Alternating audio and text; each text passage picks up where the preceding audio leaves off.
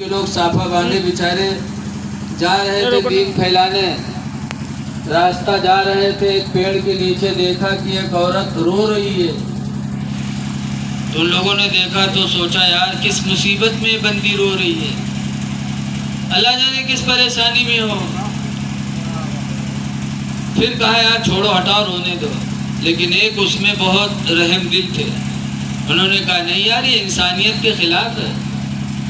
बाहर बैठी आबादी में, बाहर बैठी बस्ती से बाहर पेड़ के नीचे रो रही है, इसका मतलब ये मुसीबत में इंसानियत के नाते चलो पूछा जाए और उसकी मदद की जाए। तो और तो नहीं गए, लेकिन एक बड़े रहम दिल थे तो वो चले गए। वहाँ गए, पूछा, सलाम किया, कहा बहन क्यों रो रही हो? कहा हमारा शौहर लापता है, एक ज़माना हो गया मेरा शौहर गायब है,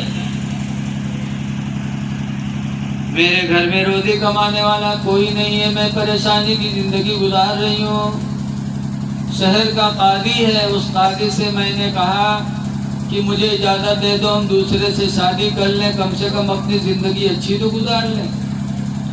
तो शहर का कादी कहता नहीं, या तो तुम्हारा शौहर आके तलाक दे दे तो तुम दूसरे से शादी कर सकती हो, और या तो लोग गवाही दे दें कि वो मर गया, तब तुम दूसरे से शादी कर सकती हो, इसके अलावा तुम दूसरे से निकाह नहीं कर सकती। मैं परेशान हाल हूँ, लिहाजा मेरे भाई तुम मेरी मदद कर दो। मुबल्लिग साहब ने पूछा क्या? कहा मुझे आपसे पैसा नहीं चाहिए, न कुछ चाहिए, एक मदद कर दो। कहा क्या? कहा तुम थोड़ी देर के लिए मेरे साथ चले चलो कादी शहर के पास, और कादी शहर के सामने खड़े होके कह दो कि ये मेरी बीवी है, अच्छी नहीं है, मैं इसे तलाक देना चाहता हूँ, और ये कह करके मुझे तलाक दे दो उसके सामने। जब तलाक दे दोगे तो वो मुझे इजाज़त दे देगा दूसरे से निकाह करने का। मुबल्लिग साहब सोचने लगे कि यार ये तो झूठी बोली है। फिर सोचा यार झूठ बोल करके अगर इसकी ज़िंदगी में सुकून मिल जाए तो ठीक है, अल्लाह से तौबा कर लूँगा। तो मुबल्लिग साहब बेचारे तैयार हो गए, उसके साथ गए, शहर के कादी के सामने खड़े हुए। कादी शहर ने पूछा क्या मामला है?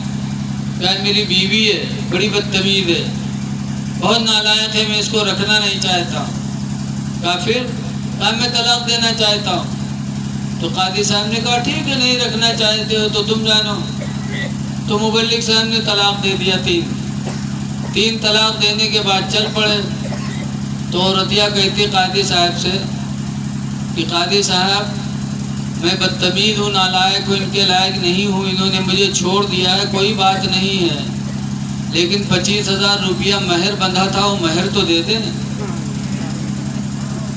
आप मुबल्लिग साहब लौटा गए, कहा महर इसका 25,000 दो।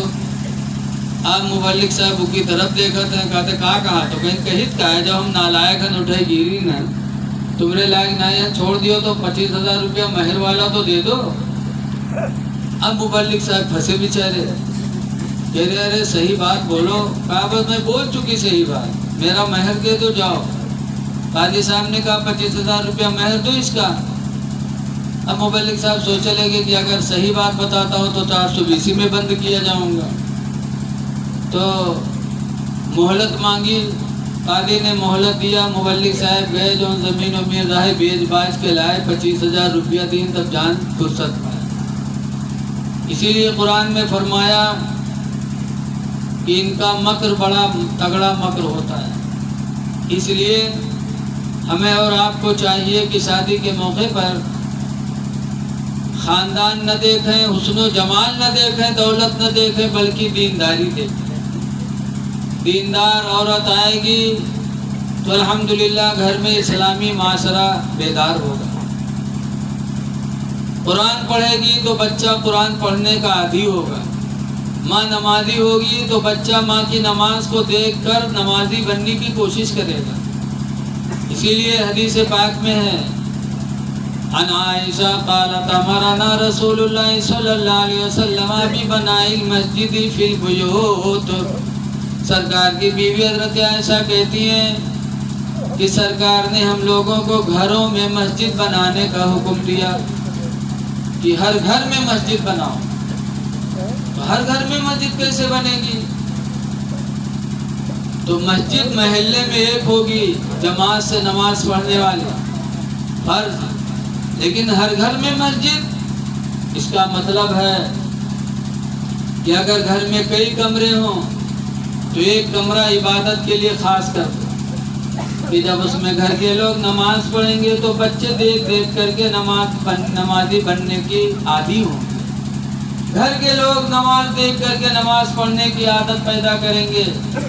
इसीलिए हुक्म है कि माँ नमाजी हो तो बच्चा नमाजी होगा। बाबा फरीदुद्दीन गंजे शकर नमाजी, बाबा फरीदुद्दीन गंजे शकर की माँ नमाज पढ़ती थी तो अपनी माँ की नमाज को देख देख कर फरीदुद्दीन नमाजी हो गए।